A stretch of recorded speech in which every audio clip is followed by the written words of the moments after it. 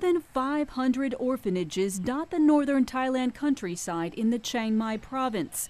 That's a huge number for this region of 1.5 million people. And child advocates say it's a tragedy.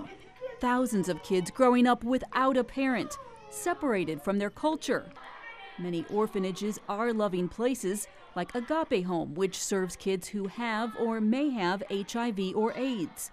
But even founder Avis Rideout is quick to admit the situation is far from ideal. This is a great place. You can see it, right?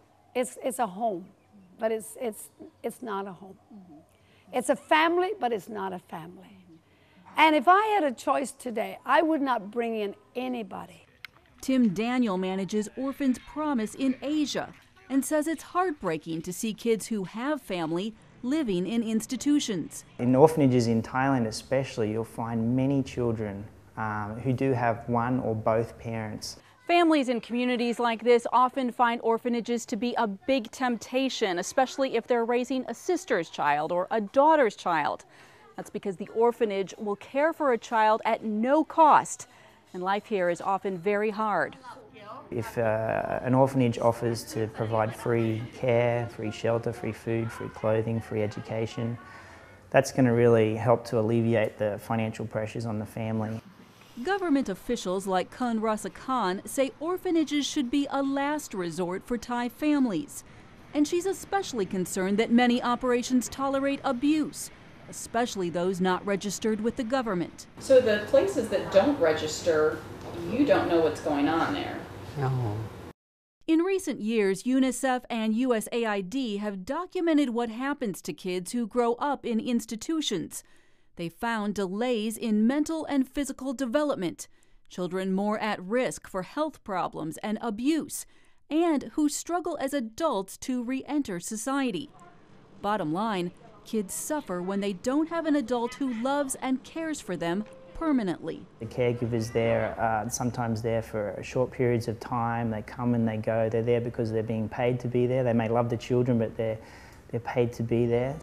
Such concerns have led Daniel and some others in the international community to begin advocating for what's called family-based or community-based care. In Thailand, it looks like this. 10-year-old Fa lives with her grandma and grandpa. She could have easily ended up in an orphanage because her father is in prison and her mother left the family. As her grandparents financially struggled, they discovered the Orphans Promise program called Keeping Families Together, or KFT. They received parental training, support, and encouragement through what are called Family Fun Days. And they received financial help with a simple investment. Orphans Promise bought the family a bigger wok, allowing Fa's grandma to double her business selling pork on the streets. A new roof also ensures she's protected from monsoon rains while she cooks. For us, that's a great example. We want them to be an example to their community as well, that, hey, you know what it is possible to keep orphans and vulnerable children in a safe, loving, happy family, but perhaps they just need a little bit of a step up, a little bit of support. At Agape Home, Avis Rideout is also helping families who want to keep their HIV children. We are paying for their school fees. We pay for their uniforms, their lunches if they're poor.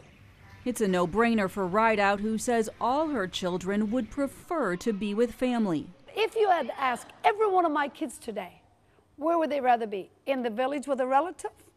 Or with somebody out of here as a foster child off the grounds? Or here?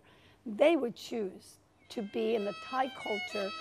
It's also less costly to support these families than to put children in orphanages.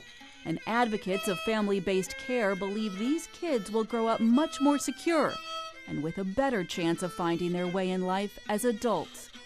Reporting in Chiang Mai, Thailand, Heather Sells, CBN News.